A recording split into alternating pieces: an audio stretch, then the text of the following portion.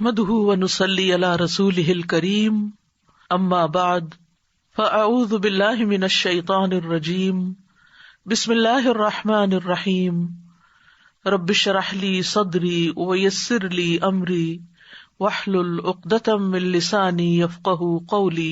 جب آپ دائیں طرف سوتے تو لیفٹ سائڈ آپ کی بہتر کام کرتی اور اس کے اندر ہوا کی نالیوں سے میوکس وغیرہ جلد خارج ہو جاتا ہے. یہی وجہ ہے کہ ایسے مریض جن کو بلغم کے جمع ہونے کی بیماری ہو انہیں دائیں کروٹ لیٹنے کا مشورہ دیا جاتا ہے تاکہ مزید پیچیدگیاں پیدا نہ ہوں. تو اس لیے خصوصی طور پر جن کو سانس کی کوئی تکلیف ہو یا اسی طرح بلغم سے ریلیٹڈ زکام وغیرہ، فلو، کھانسی، وہ سب اس چیز پر عمل کی کوشش کریں. ویسے ہی مسنون سمجھ کر کریں تو بہت سے فائدے ہوں گے. جہاں تک دائیں کروٹ لیٹنے کا تعلق ہے تو اس کے کچھ فائدے بھی ہیں. ایک تو یہ کہ کھانا جلد ہضم ہو جاتا ہے. دائیں کروٹ سونے سے کھانا معدے سے آنتوں تک تقریباً 2.5 سے 4.5 گھنٹوں میں پہنچ جاتا ہے، جبکہ اگر بائیں کروٹ سویا جائے تو 5 سے 8 گھنٹے لگتے ہیں اس کو ڈائجسٹ ہونے میں. ٹھیک ہے.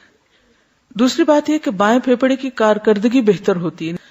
بعض لوگوں کو بچپن سے الٹا لیٹنے کی عادت ہوتی ہے اور اس میں بھی ماؤں کا بہت بڑا قصور ہے، کیونکہ بچے الٹا لیٹ کے جلدی سو جاتے ہیں تو پھر وہ ان کو الٹا ہی سنانا شروع کر دیتے، کس طرح ڈرتے نہیں ہیں اور سوئے رہتے ہیں. پھر وہ عادت بڑے ہو کر پختہ ہو جاتی ہے. تو بچپن سے اگر آپ ان کو سائڈ پر سلائیں، مسنون طریقے سے سلائیں، تو اس کا انہیں فائدہ ہوگا. ڈاکٹر ظافر کہتے ہیں کہ پیٹ کے بل لیٹنے سے سانس لینے میں دشواری ہونے لگتی ہے کیونکہ پھیپھڑوں کے اوپر بھی اثر جاتا ہے.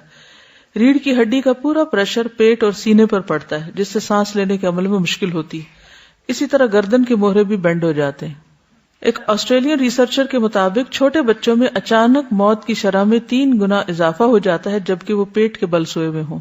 ٹائم میگزین نے بھی ایک برٹش اسٹڈی پبلش کی تھی جس نے اسی بات کو کنفرم کیا کہ بچوں میں ڈیتھ ریٹ بڑھ جاتا ہے.